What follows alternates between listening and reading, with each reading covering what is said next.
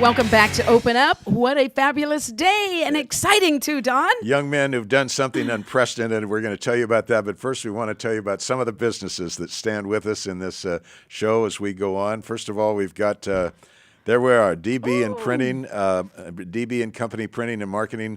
We're talking about David Bass, who sponsors all of the businesses that come onto our program. David is just a tremendous support to so many businesses in Kern County. And boy, and they're located right next to Happy Jacks. I think everybody knows where Happy Jacks is in Bakersfield, and it's dbandcompany.com. There you go. And also, we've got a new sponsor, and that's Cruise Through Car Wash. 5 minutes and you're through. Free vacuuming. They're my favorite. They've now got 9 locations across the area, so they're great folks. Just enjoy the ride. Legal Shield, you've got car insurance, health insurance, every other kind of insurance. How about legal insurance in case you ever have anything you need to consult a lawyer about, whether it's a tiny thing or a tremendous thing, they can help you, and they do it for pennies a day, not $200 an hour. So there you go. I'm going to give you their cell phone at 707-537-5881. You'll be talking to Dan Webb. Make this call. You'll be glad you did. And we'd like to thank our friends at Kern Construction and Electric Incorporated. We are talking about Robert Miller, the one and only longtime businessman here in Bakersfield who is just has a heart for doing the remodeling of homes and businesses. Robert can be contacted at 661-322-5554. Thank you, Robert. And Tina and I are surrounded right now with some outstanding young men who have done an unprecedented thing. And their coach, Jamie Viveros, is here. And Jamie, an undefeated season. I mean, that's just unprecedented at this level. Tell us about that. We had a very successful season. We went to 6 tournaments, and they outperformed a lot of those teams, and really proud of them. And we finished on top at the end last Saturday.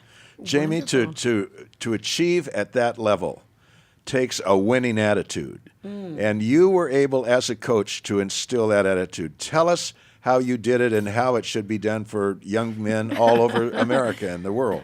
We started off with tryouts, and with those tryouts, I set a high standard right from the beginning. And when I chose the team, I chose those students who would perform out on the court, who knew what was going on and some of the basic fundamentals of basketball. This is different basketball than what they do in the playground. And so that's what I was looking for our team. And when we first started practicing, I had a parent meeting, and that parent meeting was from the very beginning.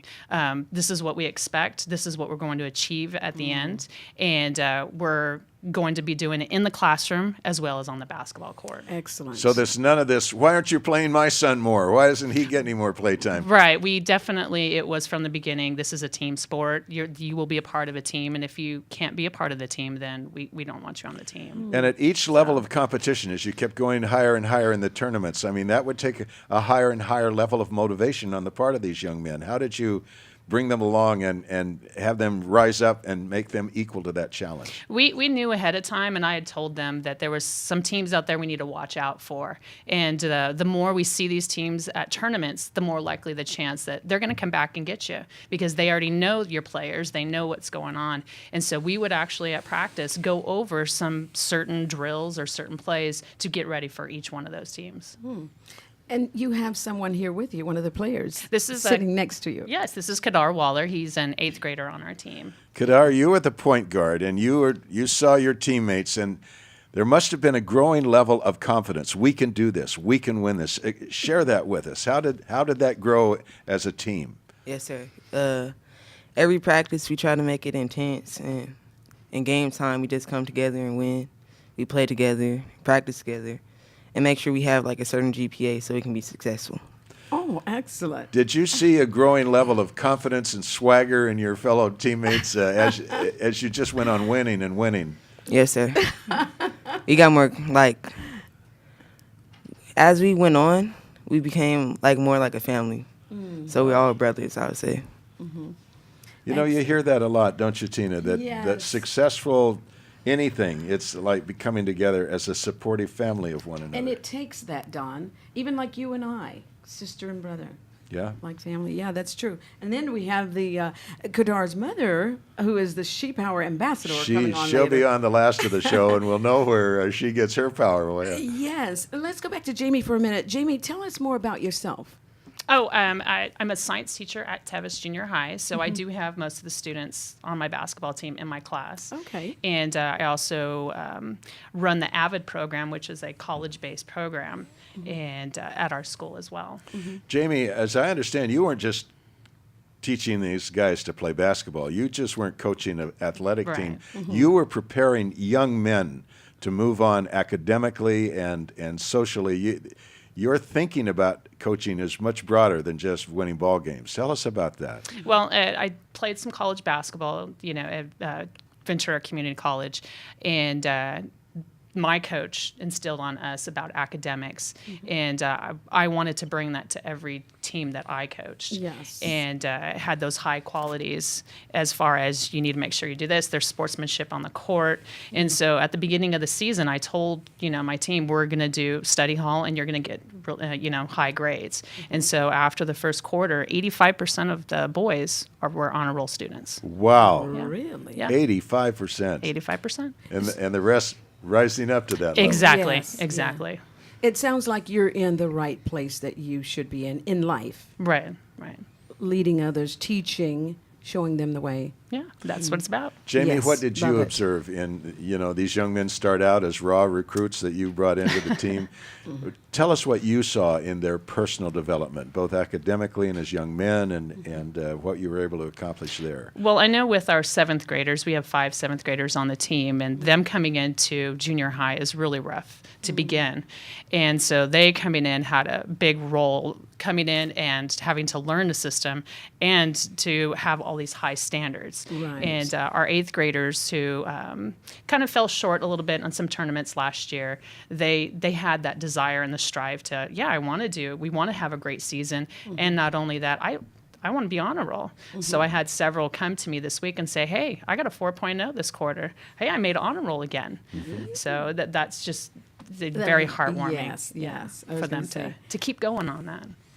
How is it? I don't look much into sports, but being a woman, is it? How is that? It is tough, obviously, as a female coaching boys. Yes. I've done it before. I did it at Stone Creek and coached boys in 2008, and we had a successful season as well.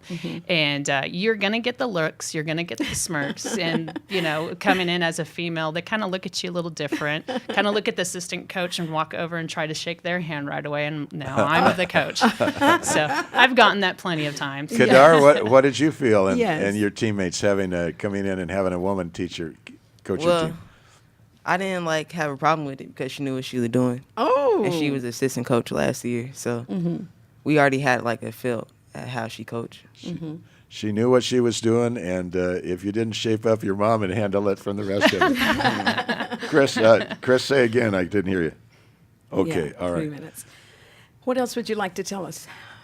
Well, let me ask you this. What would you say to other coaches across the country? We have viewers all across the country, and what would you say to those coaches to as a suggestion to build winning teams? Well, with our community and students, academics come first. We hear a lot about professional athletes who end up getting injured and can't move on and can't play, and they don't have any education to fall back on. And I know in a lot of college programs, they do have academic, study halls or tutors.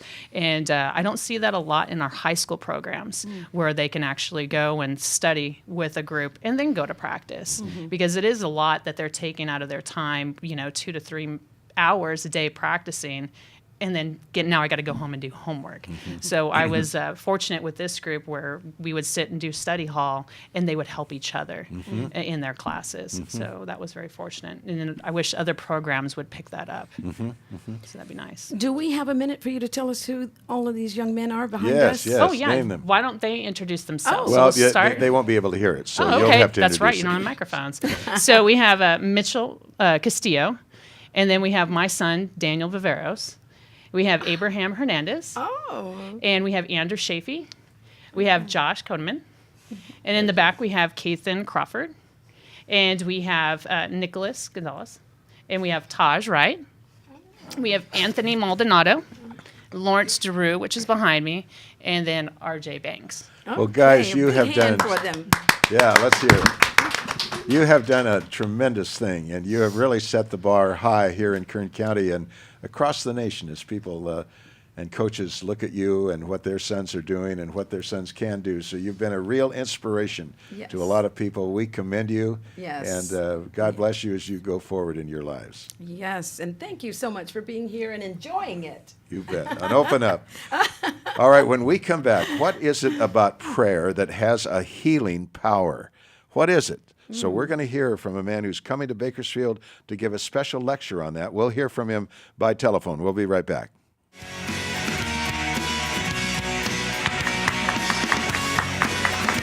All right, guys, out the door.